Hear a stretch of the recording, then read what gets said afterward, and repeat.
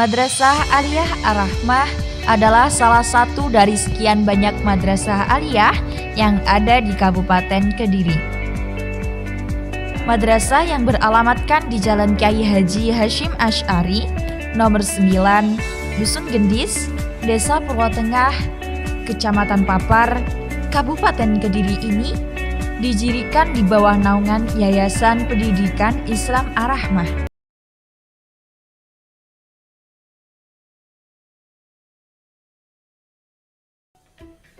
Di dalam tubuh kita terdapat alat-alat yang dapat merespon rangsangan sehingga kita bisa melihat, mendengar, mengecap, atau menghirup bau. Rangsangan fisik, kimia, biologi, dan mekanik yang diterima oleh tubuh kita akan diolah otak untuk seterusnya diterjemahkan menjadi tindakan oleh 5 organ berikut: mata, telinga, hidung, kulit, dan lidah. Kelima organ inilah yang disebut dengan alat indera. Jadi di video ini kita akan belajar tentang sistem indera. Simak terus videonya ya.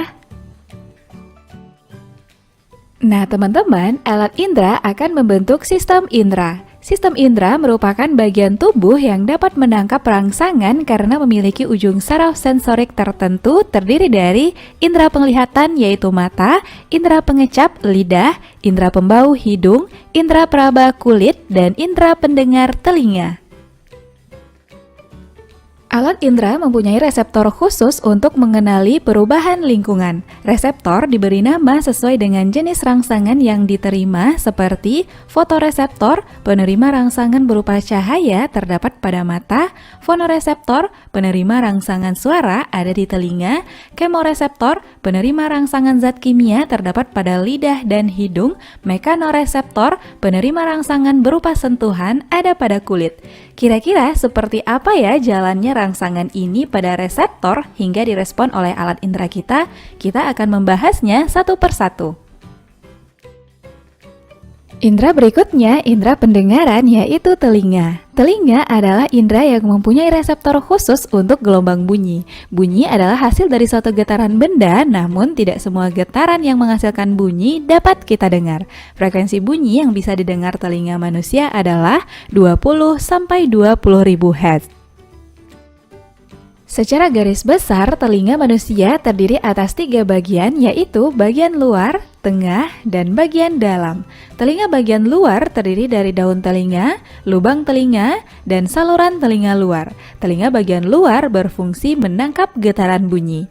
Telinga bagian tengah tersusun atas gendang telinga atau membran timpani. Tulang-tulang pendengaran terdiri dari tulang martil, landasan, dan tulang sanggurdi. Ketiga tulang pendengaran ini akan meneruskan gelombang bunyi ke telinga bagian dalam atau labirin. Pada bagian telinga tengah juga terdapat saluran eustasius sebagai saluran penghubung antara telinga dengan rongga faring, sedangkan pada telinga bagian dalam terdapat saluran setengah lingkaran, tingkap jorong yang merupakan membran penyalur getaran yang terdapat di pangkal koklea, dan koklea atau rumah siput berisi cairan limfa, dan di dalamnya terdapat ujung saraf pendengaran atau olfaktori yang menghubungkan koklea dengan otak. Dan inilah fungsi dari bagian-bagian telinga tadi. Koklea atau rumah siput memiliki organ korti yang peka terhadap getaran. Saluran setengah lingkaran berguna untuk alat keseimbangan. Saraf pendengaran atau auditori untuk menyampaikan bunyi ke otak. Saluran eustasius menyamakan tekanan telinga luar dengan telinga tengah. Tulang sanggurdi, tulang landasan, dan tulang martil berguna untuk meneruskan gelombang bunyi ke telinga bagian dalam. Gendang telinga atau membran timpani berfungsi untuk mengubah getaran menjadi gelombang bunyi, dan saluran atau liang telinga bertugas meneruskan getaran dan menangkap kotoran. Nah, kira-kira bagaimana ya cara kerja telinga hingga bunyi bisa kita dengar? Proses mendengar dimulai dari gelombang suara yang ditangkap oleh daun telinga, kemudian masuk melalui saluran telinga dan diteruskan ke gendang telinga atau membran timpani sehingga membran timpani menjadi bergetar. Getaran suara kemudian dilanjutkan ke 3 tulang pendengaran. Dari tulang pendengaran, gelombang suara diteruskan lagi ke tingkap jorong. Getaran suara di tingkap jorong menyebabkan cairan limfa di rumah siput atau koklea ikut bergetar, getaran pada koklea akan menstimulasi ujung saraf dalam organ korti, kemudian rangsangan diteruskan ke sel saraf auditori dan disampaikan ke otak. Teman-teman, beginilah urutan proses mekanisme pendengaran kita. Bisa dipahami ya? Indera berikutnya yaitu indera peraba pada kulit. Sebagai alat indera, kulit dapat merespon beberapa rangsangan melalui reseptornya. Setiap jenis reseptor hanya dapat menerima satu jenis rangsangan. Berikut ini 5 tipe reseptor pada kulit. Nomor 1 pada gambar menunjukkan corpus ruffini dapat merespon rangsangan panas. Nomor 2, corpus Meissner merespon sentuhan lembut.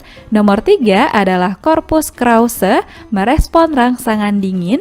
Nomor 4, ujung saraf tanpa selaput dapat merespon rangsangan sakit atau nyeri, dan nomor 5 adalah corpus Pacini merespon rangsangan berupa tekanan. Kulit pada tubuh kita terdiri dari bagian permukaan dan beberapa lapisan. Pada bagian permukaan kulit terdapat rambut, keringat, dan pori-pori. Lapisan penyusun kulit terdiri dari lapisan kulit ari atau epidermis, lapisan kulit jangat atau dermis terdapat kelenjar minyak, kelenjar keringat, akar rambut, pembuluh darah, dan saraf. Kemudian lapisan hipodermis yang terdapat jaringan lemak sebagai cadangan makanan dan pengatur suhu tubuh.